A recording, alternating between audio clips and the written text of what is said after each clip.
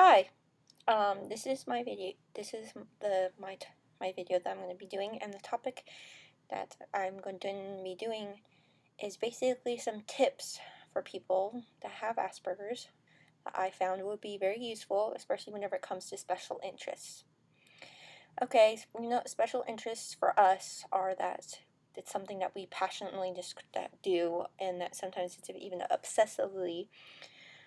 Boys are more about facts and everything, while some people just think that girls are more about ponies or animals or just escaping their own little world or literature and everything. Really, that's not the case. It might be whenever they're younger, but as they get older, it might be more like the boys, which is facts and everything. This is the case with me. When I was little, I loved and I was obsessively with Pooh Bear and lions from The Lion King. I knew every single fact about. Well, I just loved lions. I like to collect the lions, like Simba, and even just regular lions from from Las Vegas, and Pooh Bear.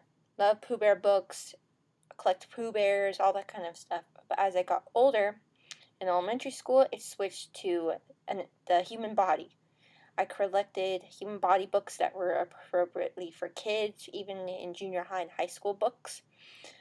I even collected a model that I can try to do with my eyes closed, and I could figure it out of how all the human body works and what it was. And then, once I reached 8th grade, this teacher, absolutely captivated my mind whenever it came to American history. So now my thing is American history, mostly the Civil War and everything. I have a really good memory about it. So, basically the special interests. And so the special interests are, of course, that you really love. And what I wanted to do is basically I found some tips. For me, I'm obsessively over with each day I have to figure out what I need to do each day or else I get mad. And so what I did is, if for instance I would always watch this TV show that I loved, well, I would become obsessively about it, and then I couldn't focus on my schoolwork or at home. So what I figured out is, if I watch it before I go to bed and then do other things during the day, like look up history or something that's nonfiction, then it gets out of my mind. So I figured out that that's a good tip that you can do. So basically, there's just things that can just help out. I found out how basically if you just try to take your mind off of it by, like I said, doing something nonfiction, or if it is nonfiction, maybe watching a movie. But some people are different. For me, I figured it out because of the fact that it was something fiction, like a TV show. Like whenever I was also in elementary school, I was obsessed with Harry Potter when Harry Potter was out. By the way, I'm in high school. I'm a junior now in high school. And then it was in 2007, 2008, it was Harry Potter. Everything was obsessed with Harry Potter. Harry Potter and Twilight. Oh, yeah, it was everything about that.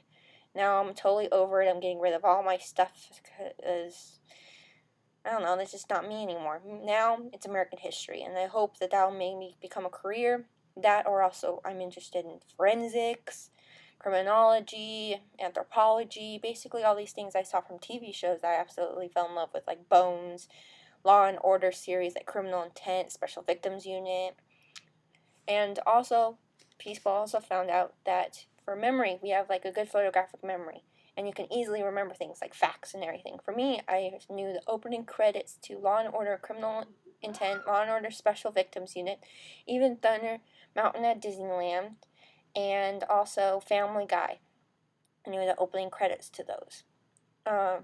And then I also knew everything there is to know about, for instance, Special Victims Unit. Each season, I could figure out what the character's name was, Olivia Benson. I could figure out what her haircut was and everything, immediately what year it was took place in before the stroke, before the episode even began, whenever it go into full on detail. But everybody's different. I knew a boy that's at my school that has it. He's a really good friend of mine. He likes comic books. And so he likes different superheroes, and so he collects all these different funny graphic comic books and novels that are just hilarious, and likes to try to tell jokes even though the people still bully him. He's very competitive. Whenever we did sports, if there's something not going his way, he yells at them uncontrollably, and he tries to throw, for instance, a baseball at them. Well, that's not really good, but basically, that's just it. So, hope this helped. Please don't do any inappropriate comments. I don't really like that. Please. And I'll go on to info on detail with other topics another time. Okay, thank you. Bye.